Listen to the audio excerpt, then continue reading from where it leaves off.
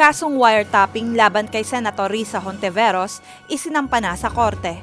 Sa 2 pahinang resolusyon na nilagdaan noong December 1, 2021, si Senator Risa Hontiveros ay sinampahan ng kaso sa Pasay City Metropolitan Trial Court matapos makitaan ng probable cause sa paglabag sa Republic Act 4200 o mas kilala sa tawag na Anti-Wiretapping Act. Ang reklamo laban sa senadora ay nag-ugat mula sa reklamo na inihain ni dating Department of Justice Secretary Vitaliano Aguirre dahil sa di umano ay ibinunyag nito ang pakikipagpalitan niya ng text messages kay dating Congressman Jacinto Paras sa isang Senate hearing noong September 2017. Sa reklamong inihain, sinabi ni Aguirre na nilabag ng senadora ang batas dahil sa umano ay hindi otorisadong pagsilip nito sa text messages nila at ang ginawang pagsasapubliko sa mga iyon. Ayon sa Pasay City Prosecutor's Office, bagaman at may immunity ang senadora sa mga sinasabi nito sa mga speech at debate sa Senado, hindi ito protektado sa mga gawaing ipinagbabawal ng batas. Nakasaad sa nasabing resolusyon, quote, Hontiveros willfully, unlawfully, knowingly and secretly intercept, record, possess a copy of such record, and show or communicate to other persons the contents of the private communication without the consent of all the parties thereto, to their damage and prejudice, unquote. Senator Hontiveros and her wiretapping.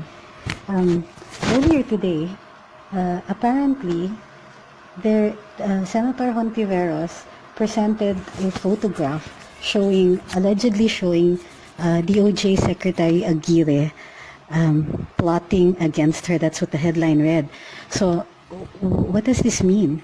Apparently, based on the facts that we're looking at here on GMA News Online, apparently, somebody had taken a picture of Senator Aguirre texting, and apparently somebody put a close-up on the text on the screen of Secretary Aguirre, and was able to hi in Dubai, and was able to capture the conversation that was going on, that Secretary Aguirre had apparently been doing. So Senator Hontiveros now held a press conference and apparently either showed or read out the messages that had been captured on the cell phone of Secretary Aguirre. And she says, and her claim is that Secretary Aguirre is plotting against her. Of course, you cannot plot by yourself. So my assumption is that what she's saying is that Secretary Aguirre is planning something against the senator, based also on her own assertions. This plot is apparently, she believes, violates the Code of Ethics of Public Officers. Okay, this is the part where it gets interesting. I'm not sure if Senator Hontiveros is aware of the Anti-Wiretapping Act. That's Republic Act 4200, which prohibits and penalizes wiretapping. Now, wiretapping is defined. So it says it shall be unlawful for any person not being authorized by both parties. So ibig sabihin, we're talking about capturing at least a conversation. And this conversation, when you capture that conversation, you have to have the agreement of both of the parties that you are recording, at least, okay? Tapos, to tap any wire cable or by using any other device or arrangement to secretly overhear, intercept, or record such communication or spoken word by using a device commonly known as a dictaphone, dictagraph, detectaphone, walkie-talkie, tape recorder, or otherwise described. In other words, it's a generic contraption. It can be anything. In other words, what is being punished here is the recording without the agreement of the parties being recorded. So, I'm not sure if Senator Hontiveros is aware of this. It not only penalizes the person who records it, it also penalizes the person who uses it, the person who publishes it, or the person who offers it to somebody else, either for publication or for use. So this law punishes wiretapping and makes it so that the recorded conversation or the captured conversation cannot be used as evidence in any proceeding, and that includes Senate proceedings. That also includes any trial or hearing. So, what does this mean? It means that Senator Hontiveros may be liable for the Anti-Wiretapping Act, which is punishable by between 6 months to 6 years in prison. So, yeah. So, okay. So what is wrong here? The senator should be really careful, as everybody should also.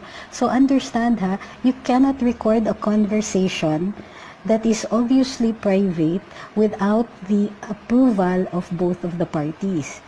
So, what about conversations that are on Facebook? Now, these are public. So, obviously, there is no intention to keep that conversation private. Therefore, wala siyang violation ng Anti-Wiretapping Act.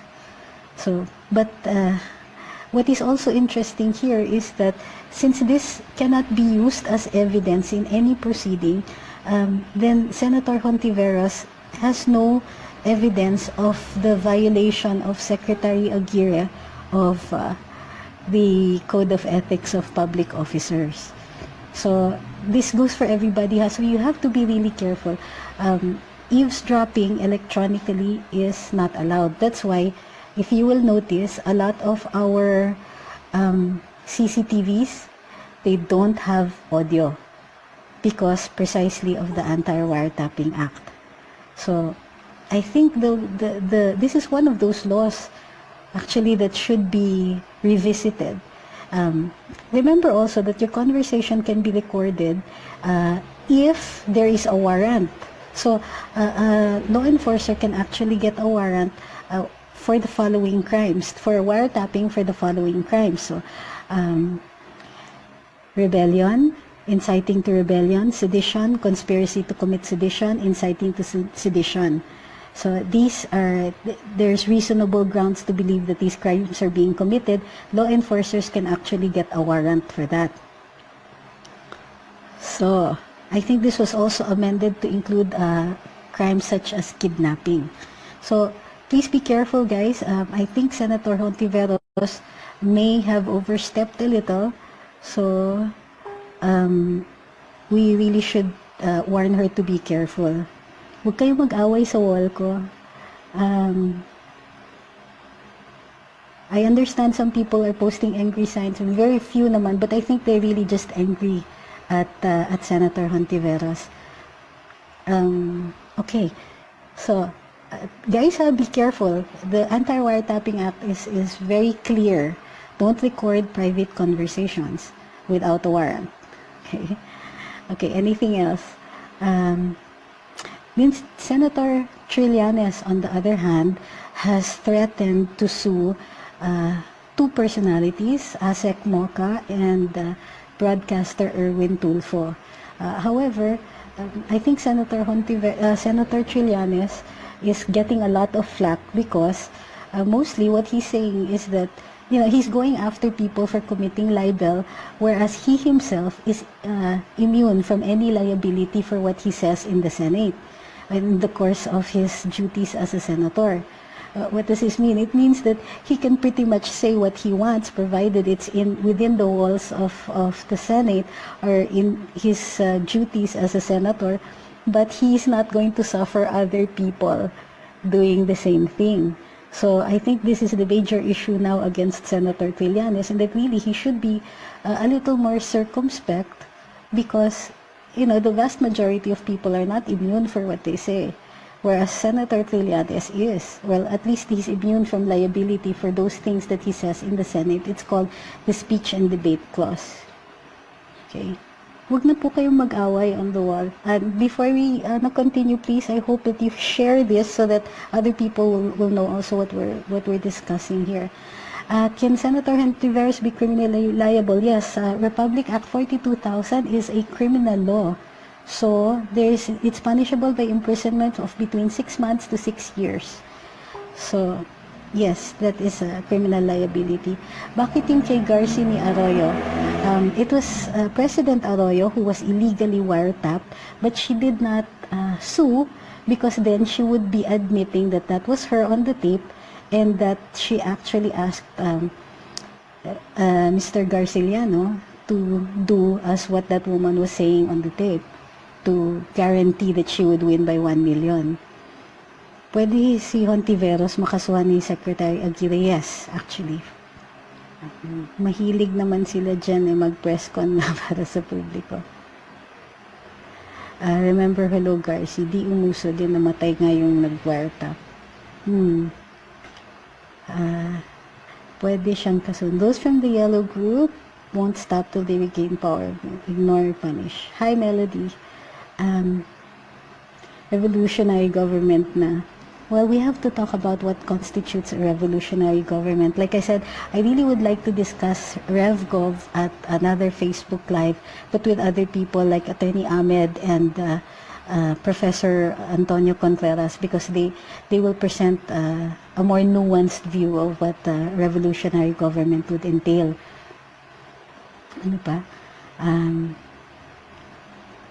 Wag niyo naman let's please not encourage people to commit crimes online, okay?